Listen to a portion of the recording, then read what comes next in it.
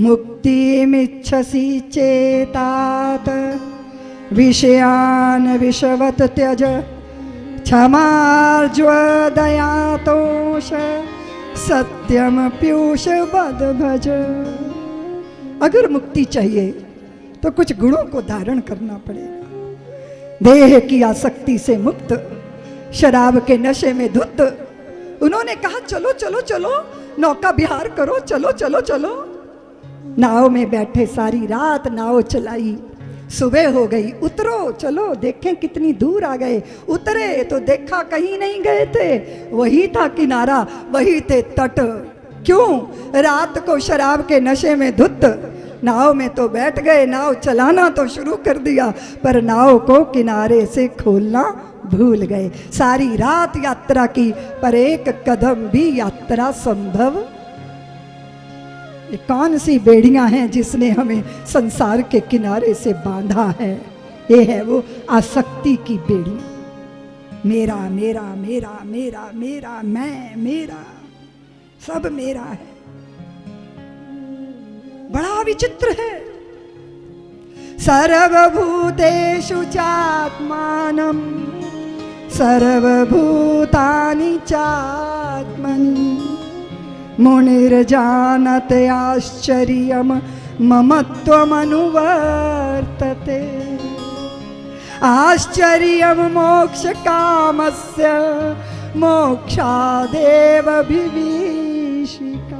आश्चर्य है कि जो जानते हैं वो भी काम की बेड़ियों में बंधे हैं। जिन्हें पता है आसक्ति ने उनको भी बांध लिया, जिन्हें सब आशा थी मुक्ति और मोक्ष की, वो स्वयं इस विभीषिका में पड़ गए। किसके कारण? आसक्ति के कारण, मूढ़ता के कारण, जड़ता के कारण। क्या है दुख? किसने दिया दुख? कितना भारी आकर्षण है रूप का, नाम का, यश का। बार बार आकर खड़ा हुआ, बार बार आके, महात्मा मैंने आपको एक बार भिक्षा दी, दूसरी बार भिक्षा दे दी, तीसरी बार भिक्षा दे दी, क्यों मेरे दरवाजे पे बार बार आते हो महात्मा? वो नगर वधू थी, वैश्या थी, सौंदर्य लावण्य उसके रूप से झरझर के। और महात्मा ने कहा देवी भिक्षा पेट को तृप्त करती है, तेरे रूप की लालसा से चित्त भर गया। मेरी आंखें तुझे देख देख के थकती नहीं है, मैं भिक्षा के बहाने तुझे देखने आता हूं। मेरे भिक्षा पात्र में थोड़ी प्यार की भिक्षा डाल दे देवी। तेरे द्वार पे योगी खड़ा है, दर्शन दे दे देवी। तेरे केशों की छाया में थोड़े पल सो जाऊं देवी। तेरी गोद में सर रख के तृप्त हो जाऊं देवी। मैं तेरी आंखों की झील में उतर जाऊं देवी। वो बोली महात्मा क्या हो गया आपको?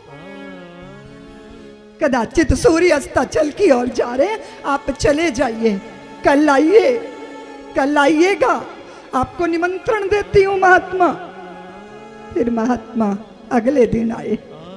वो चारपाई पे पड़ी है, चेहरे पे कालीमा है, आंखें अंदर धस गई हैं, बाल उलझे हैं, आंगन बदबू से भरा है। बीबल व्याकुल होकर महात्मा ने पूछा देवी क्या हुआ? तेरा रूप कहाँ गया? तेरा लवण्य कहाँ गया? तेरी आंखों का तेज कहाँ गया? तेरे केशों का लहराना कहाँ गया? कहाँ गई तेरे होठों की लाली? वो कहाँ गई? तू कैसी रोगी बनी? तुझे किसने नजर लगा दी? तुझ पे कौन सा तुषारापात हो गया? महात्मा आपको मेरे रूप से आसक्ति हो गई, मेरे लावण्य आपको बांधने लगा। महात्मा मेरा रूप देखना है, भीतर जाओ। भीतर आंगन में गए, वहां घट में मलमूत्र भरा था।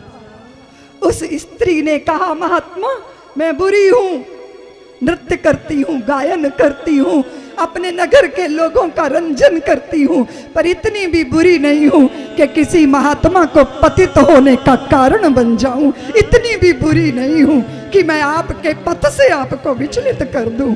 आपको मेरे रूप से आसक्ति हो गई। मैंने ऐसी औषधियां खाई महात्मा जिससे रात भर मैं मल मूत्र का त्याग करती रही। वो रूप भरा है उस घड़े में, वो रूप कुछ नहीं है, वो निरी मैले की भट्टी है, मुलम्मा है चढ़ा हुआ। अंदर क्या है? अगर इस चमड़े को उतार दिया जाए तो आप मेरा चेहरा देख नहीं पाओगे। मनुष्य का ढांचा देख के लोग डर जाते हैं। हाँ मैं बुरी हूं, पर इतनी भी बुरी नहीं कि मैं आपके पथ से आपको विचलित कर दूं। मेरे रूप की आसक्ति में बंधे हुए, अरे भमरे, तुझे अगर रूप से ही प्यार है तो श्री कृष्ण चंद्र के मुखारविंद का भमरा बन जाओ। वैसा रूप कहां से? वो शाश्वत रूप, उस रूप की आसक्ति में बंधो। अगर दीवाना होना है तो उनके दीवाने बनो। सबसे बड़ी है बेड़ी ममता, लेकिन उसके भी पहले बड़ी बेड़ी है अहंता। और अहंता ममता की बेड़ी को काटो। महात्मा एक गोकर्ण जी ने बताया। फिर धुंधकारी जो प्रेत योनि को उपलब्ध था, उसके उद्धार के लिए भागवत का सप्ताह यज्ञ किया। देवियों, 7 गांठों की बांस में प्रेत बैठा। 7 गांठ देखो तो जरा, ऋषि की दृष्टि देखो। भागवत कार की इस ललित माधुरी कथा के पीछे दृष्टि क्या है वो देखो। रूप रस गंध यही स्पर्श ही तो है गांठें। ईर्ष्या देश यही तो है मन की गांठें। यही है गांठें जो भगवान की कथा श्रवण करके टूट जाती है। इस ग्रंथि को नष्ट होना जरूरी है। और उस प्रेत ने 7 दिन कथा सुनी और भगवान के पार्षद उसको लेने आ गए, धुंधकारी को। गोकर्ण जी ने कहा कथा तो सबने सुनी, पर भगवान के पार्षद धुंधकारी के लिए क्यों आए? तो गोकर्ण जी ने कहा पश्चाताप पूर्ण हृदय से कथा सुनी धुंधकारी ने। तुम सब यहां बैठे हो, पर सबके मन की दशा एक सी नहीं है। हाजिर होना ठीक है, पर मन से हाजिर होना भी जरूरी है। भागवत मेरा उद्धार करेगी। भागवत का पान करके मैं धन्य हो जाऊंगा। भागवत मेरे प्रायश्चित का अवसर है। मेरे जैसे कपटी कुटिल कामी को भी तारणहार बनकर तार देती है भागवत। इस श्रद्धा से श्रवण करना ही श्रवण करना है, इसलिए श्रवण करने की विधा है। पुनः पूरे गांव को एकत्रित करके भागवत का आयोजन गोकर्ण जी महाराज ने किया। उस आयोजन में बहुत बहुत सारे महापुरुषों का आगमन हुआ। ये प्रेत योनि में पड़ी हुई जीवों का उद्धार करने वाली भागवती कथा है, जिसके महात्म्य को कहते कहते कहते कथाकार ने, व्यास जी ने, सुखदेव भगवान ने, शौनक आदि ऋषियों को सुनाया। सूत जी महाराज ने। ये कथा का महात्म्य है, इसीलिए कथा श्रवण करके मनन करना जरूरी है। मैं आप सब भाग्यशालियों को आमंत्रण देती हूँ कि आइए कथा श्रवण करिए। और एक दीवानापन जिसे कहते हैं, देखिए बिना अतिरेक के जिंदगी नहीं चलती। अगर आप मरे मरे से जी रहे हो, बुझे बुझे से जी रहे हो, तो ये जीना जीना नहीं है। खुल के मुस्कुरा नहीं पाते, खुल के नृत्य नहीं कर पाते, आह्लाद नहीं है जीवन में। क्यों? मुस्कुराकर जिसको गम का जहर पीना आ गया, ये हकीकत है जहां में उसको जीना आ गया। और ये जमाना उसी का है जिसे मुस्कुराना आता है, रोशनी भी उसकी है जिसे क्षमा जलाना आता है। यूं तो बहुत हैं गिरजे मंदिर दुनिया में, पर ईश्वर तो उसका है जिसे सर झुकाना आता है। जो झुका नहीं, जिसने विनम्रता से अपने को डुबोया नहीं, उस गागर में कभी जल भरता नहीं। भरता है क्या? बोलो ना। अकड़ के खड़ा है तो जल भर जाएगा।